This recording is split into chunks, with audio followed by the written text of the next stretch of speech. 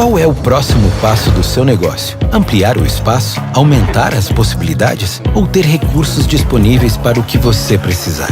Seja qual for o desafio da sua empresa, conte com a parceria da Fomento Paraná. Temos juros acessíveis e as melhores condições do mercado.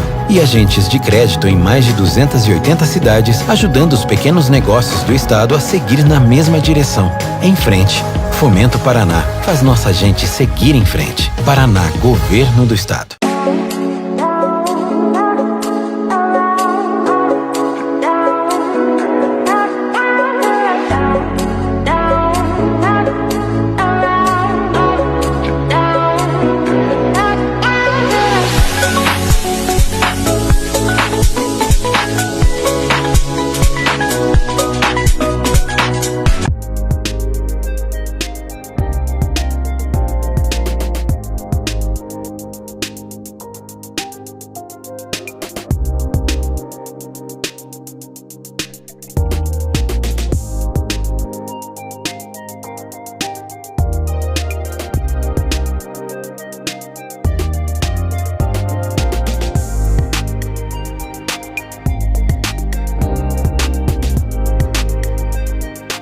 Desde 1954, produzindo sorvetes, são 3 gerações, mantendo a tradição e o sabor vivo.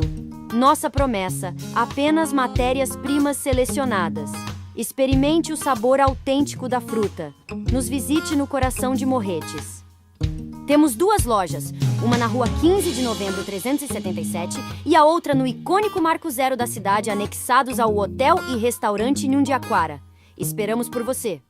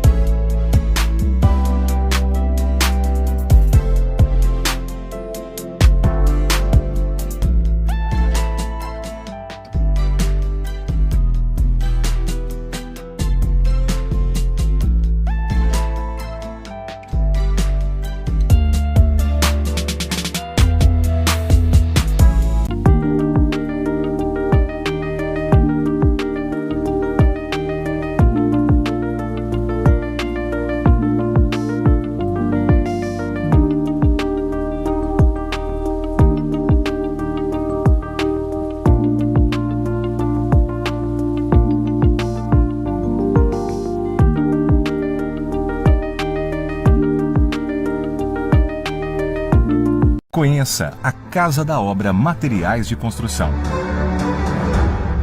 Uma revendedora de materiais de construção presente no mercado desde 1960. Nossa missão é oferecer produtos de qualidade na quantidade desejada, entregues no prazo estipulado com preços acessíveis. A sua satisfação é o nosso compromisso.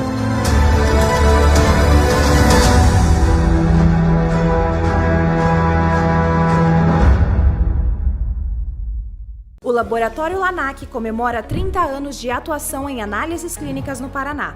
Empresa 100% paranaense com mais de 60 unidades em Curitiba, região metropolitana, litoral do Paraná e Ponta Grossa. Hoje atua em diversos hospitais do Paraná, prestando serviços de máxima excelência.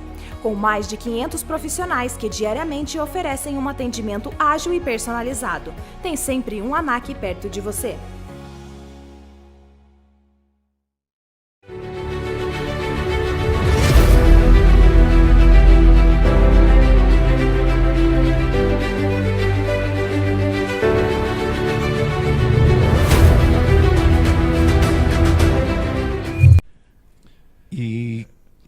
E vamos esclarecer uma coisa, seu Eric. Você está falando Morretes, Porto de Cima. Sim. Lembrando que Morretes era uma cidade, município, e Porto de Cima era outro.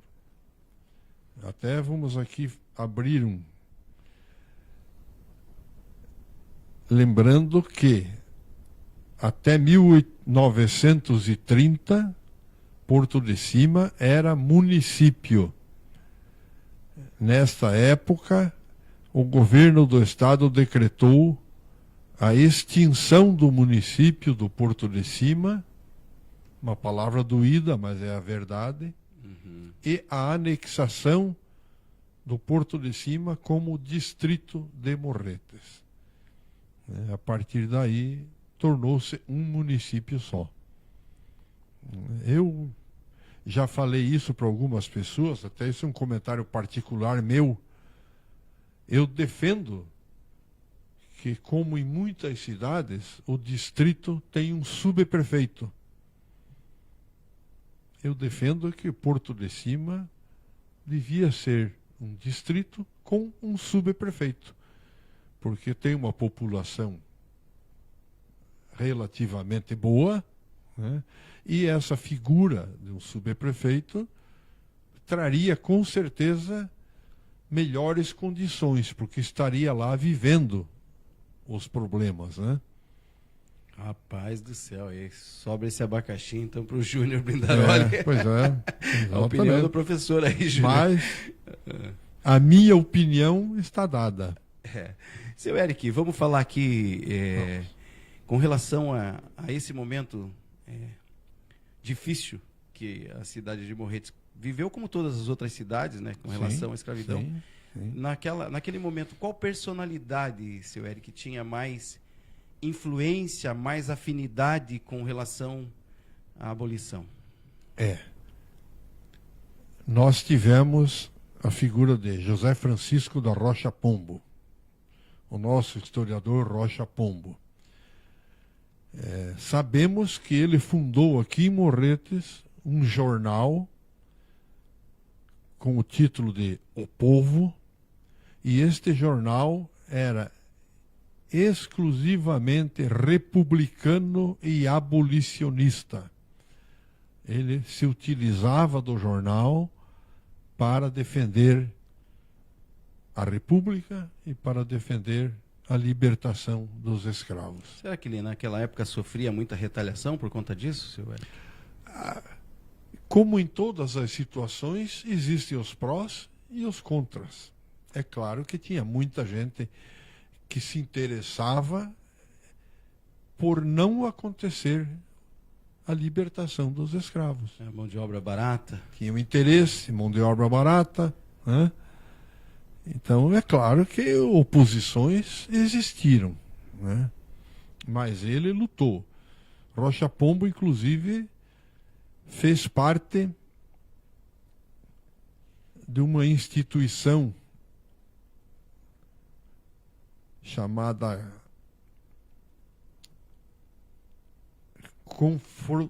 Conferência Abolicionista Paranaense. Desculpem. Rocha Pombo era o orador. E pelas histórias contadas, o Rocha Pombo fazia com que o povo vibrasse na defesa. Ele era um bom orador, então. O cara. Era orador. Ele que fazia todas as... Nós sabemos que o historiador Sebastião Ferrarini, escritor, cita num determinado momento, que eu vou mostrar para vocês, já que falamos do Rocha Pombo.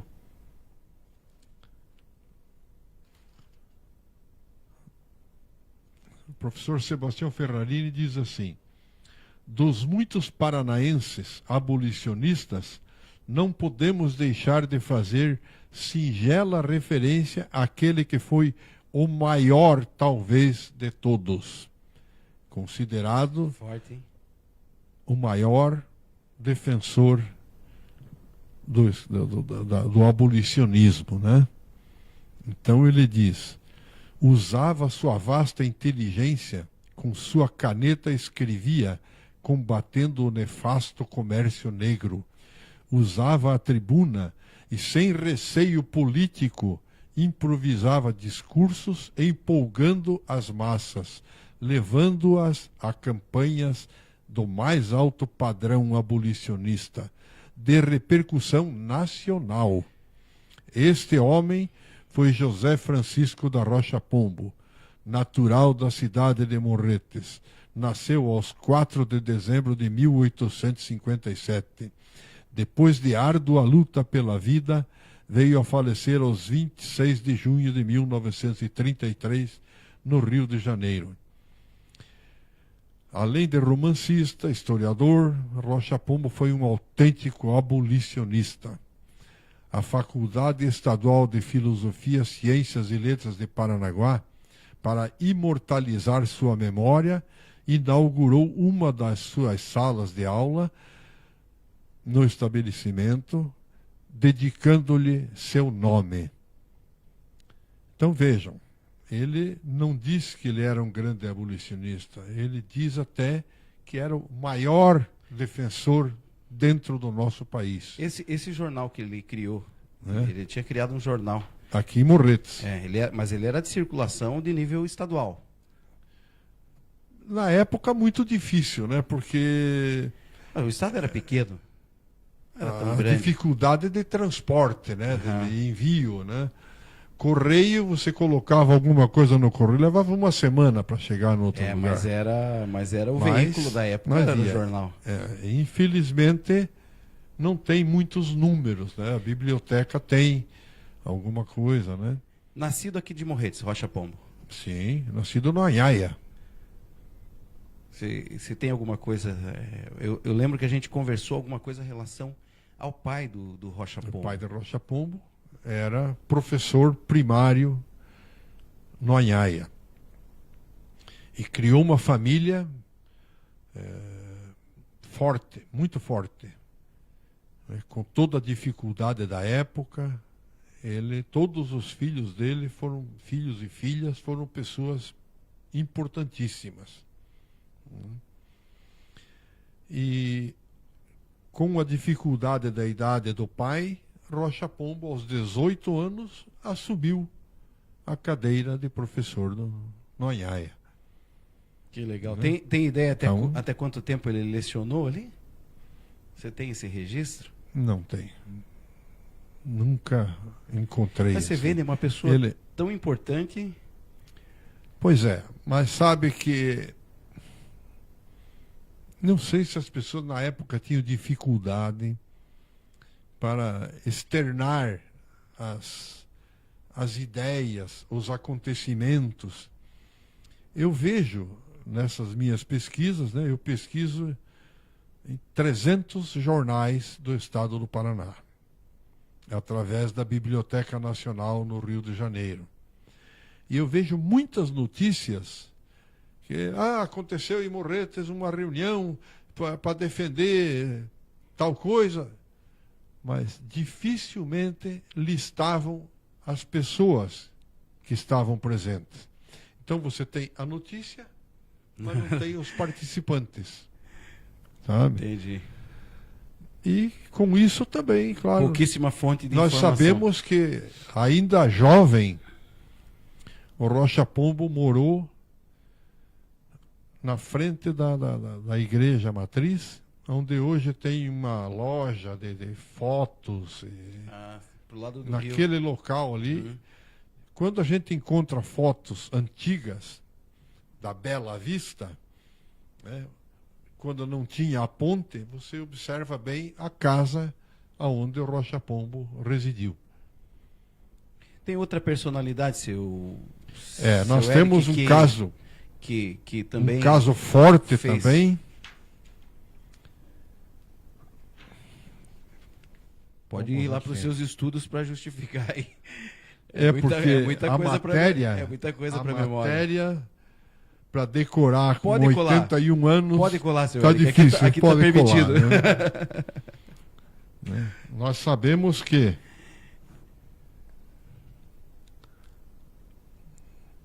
aqui nós temos aqui, ó, o trabalho da Confederação Abolicionista, né, lança um manifesto escrito por Rocha Pombo, pedindo que todos concorressem para a grande obra libertadora, né? E nós vemos que entre as comissões que a Confederação criou, além do Rocha Pombo, nós temos Antônio de Souza Dias Negrão, nascido no São João da Graciosa, Manuel de Souza Dias Negrão, também, Maurício Sinque, morador do Porto de Cima. Então vejam que os morretenses não se escondiam. Os morretenses mostraram a cara para defender a escravatura, né? Defender a abolição. E num contexto assim bem pesado, porque você vê, a erva mate era muito presente. Como a gente falou, e sabemos muito bem que tinha pessoas Muito interessadas, poderosas, né? poderosas. Né? Você tem que ter- Nós sabemos que tem pessoas que tinham 200 escravos. Então, o interesse enfrentamento- dessa pessoa ia sim. acabar isso. É um enfrentamento Claro que absurdo. não existia. Né? Então, sabe, nós temos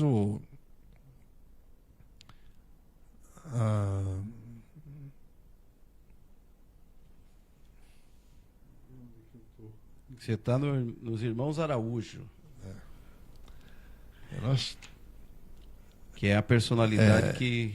Eu muitas vezes, quando converso com pessoas de Curitiba, eu digo assim, pois é, vocês não avaliam a força de Morretes, né? É um gigante Por quê? Pois adormecido. é, você conhece a rua Conselheiro Araújo em Curitiba? Sim, claro que pois é, nasceu em Morretes. Você conhece a rua Comendador Araújo? Importantíssima rua.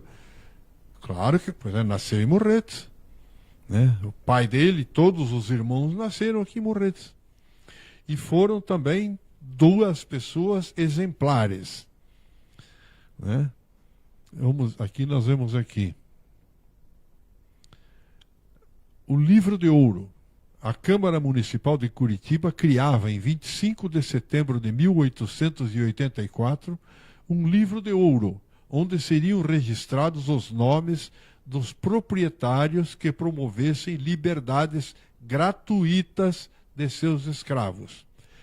Liberdades gratuitas porque teve uma época que o governo formava um fundo e havia em cada cidade uma comissão que avaliava os escravos.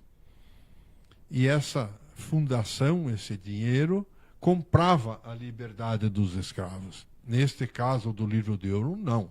Eram libertações de extrema vontade do proprietário. Em uma de suas páginas, observamos que 2 morretenses davam um belo exemplo. O comendador Antônio Alves de Araújo deu liberdade a 21 escravos. E o conselheiro Manuel Alves de Araújo deu liberdade a 3 escravos. Isso está registrado no livro A Escravidão Negra na Província do Paraná, de Sebastião Ferrarini. Então vejam, são morretenses dando bons exemplos. E que surjam outros, né? E que surjam outros. E apareçam mais, bem mais. Eu vou perguntar pro Rian da técnica ali, como é que tá, Rian? Tá tudo certo? Live em ordem aqui, eu recebi algumas perguntas aqui. Dá uma atualizada para mim, tá, Rian? Vai, qualquer coisa, dá uma chamada pra gente aqui. Quero de novo agradecer o carinho do pessoal que está aí nos acompanhando. Tem muitas pessoas online com a gente. Peço que você compartilhe também. Se inscreva no nosso canal, Entre Memórias e Lendas, né, na Graciosa FM. Esse tema a gente vai discutir. São 20 episódios, seu Eric, se a gente conseguir, né, chegar nos 20. Vamos, como é que não? Nós vamos lutando aí, né? Vamos. Vamos falar sobre as personalidades, esses nomes que você citou, as histórias Teremos as histórias deles individualmente. que esses camaradas desenvolveram, que trouxeram um impacto gigantesco no nosso estado, né? E muito nos orgulha. E vamos, com certeza. Seu Eric, na época da escravidão, a gente tem assim, a gente percebe até hoje, com relação à religião, as distinções, né, com relação à religião, que veio da África, a maior parte dos escravos, né, veio da África, e com isso, estou falando isso porque eu vi no Discovery uma reportagem de como eles criaram aquela lavagem da escada do Bonfim. Era uma forma de os negros cultuarem aquilo que eles acreditavam juntando com aquilo que eles eram meio que forçados, vamos dizer assim, né? Mas eles defendiam a ideia deles. A ideia deles, exato. Nesse contexto aqui em Morretes, como é que foi com relação a esses escravos terem uma expressão de fé diferente da que a igreja tinha naquela época, que era muito forte. Existiam 2 poderes, né? A igreja era um deles. Então, exatamente. Aí como surge... aí vem outras coisas que surgiu, a capoeira como dança, mas no fim... Aliás, né, tem que ser preservada. Essa história deles, aquilo que ficou da época, tem que ter continuidade, né? Como você sem citou, dúvida, capoeira é um deles, né? Capoeira tem muita coisa, né? Capoeira é uma delas, né? São muitas coisas. Eu lembro que eu fiz uma entrevista com o senhor através da Rádio Graciosa. Eu tive a oportunidade de entrevistá-lo na igreja do São Benedito, que é uma história muito forte. Gostaria que você contasse um pouco dessa história, seu Eric. A igreja de São Benedito, é claro que datas de algumas coisas aí a gente tem que colar. Não esquenta não se atém nas datas. Vamos. Mas vejam só. A Irmandade de São Benedito, no final do século XVIII, foi fundada em Morretes a Irmandade de São Benedito, reunindo conforme seus estatutos pretos, escravos e administradores, e pessoas livres. Eles citam pretos e escravos porque nós sabemos que já existiam pretos e que não eram escravos. Né? E pessoas livres. E vejam que coisa bonita. Eu acho esse trecho da fundação da Irmandade muito forte. Pretos, escravos e administradores. Administradores eram os donos de escravos, né? E pessoas livres, que por suas devoções quiserem pertencer a ela sem distinção de sexo ou idade, contanto que professem a sua religião, tendo por fim festejar anualmente ao glorioso São Benedito no dia 25 de dezembro. Vejam só, estavam juntos lá, escravos e seus donos. Estavam na mesma situação. Eu tenho uma impressão, seu Eric, que o senhor acha que em Morretes os escravos eram tratados de forma diferenciada. Porque cada vez que eu falo com o senhor, que a gente entra nesses assuntos, assim, você age com uma surpresa em algumas citações. Porque, inclusive, eu sempre falo isso pelo que eu leio, mas eu tenho registrado, né, num opúsculo que eu escrevi sobre o cidadão Pedro Viriato de Souza, um morretense, casado com a dona Helena Parigô de Souza, cujo casal deu origem à família Parigô de Souza, tão importante, com tantas pessoas que muito trabalharam pelo progresso do Paraná. Pois este cidadão, morretense, repito, ele cita, em um determinado momento, importante isso porque diferencia. Ele chama uma crônica que ele escreveu no jornal O Dia, por volta de 1930. Ele diz que Morretes não podia recusar o concurso daqueles operários de cor que vinham da África domiciliar-se no Brasil, e assim recebeu-os com o carinho que era peculiar aos seus habitantes. O africano escravizado era tratado geralmente bem, tinha suas regalias e identificavam-se com os seus senhores, de modo que os escravos amamentavam os recém-nascidos, filhos dos seus senhores, aquelas que comumente chamam de amas de leite, né? Fora dessas circunstâncias, os que mais se distinguiam eram considerados feitores dos engenhos. Eles eram promovidos também. O escravo... As histórias dos filmes que eu assisto, o escravo, quando era promovido, era para castigar o outro. Pois é. Mas aqui sabemos que o melhor era Se destacava, tinha promovido ao feitor do engenho, ao chefe do engenho, né? Certo. Então vocês vejam, tem muitas situações que a gente acredita que realmente, Eles eram com bem... certeza, algum caso pode ter acontecido. Isso, né, pode acontecer com qualquer situação. Mas ele diz definitivamente, né, que eles encarregavam-se dos serviços da lavoura na ausência dos seus patrões e dialogavam amistosamente com eles. Um desses escravos contava que o seu patrão, sempre que a chuva se prolongava por muitos dias, perguntava-lhe quando viria o sol, pois a umidade já estava embolorando o seu dinheiro. Outro dizia que se a lavoura não compensasse o esforço daquele ano, ele ainda tinha moeda em espécie para a manutenção de todos.